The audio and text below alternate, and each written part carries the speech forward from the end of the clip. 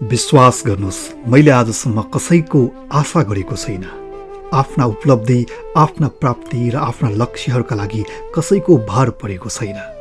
जिन्दगीमा त्यति ठुला सपनाहरू पनि छैन कि पुरा गरिदिनको लागि कसैको आशा गर्नु परोस्, कसैको भरोसामा पर्नु परोस्।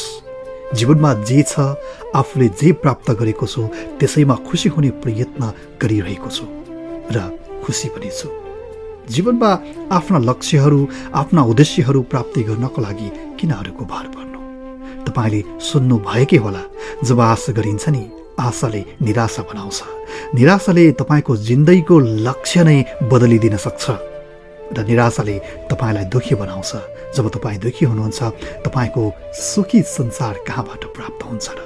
त्यसैले जीवनमा आफ्ना लागि र आफ्ना उपलब्धिहरूको लागि आफैले कडा मेहनत गर्दै, आफैले कडा परिश्रम गर्दै, आफैले उपलब्धि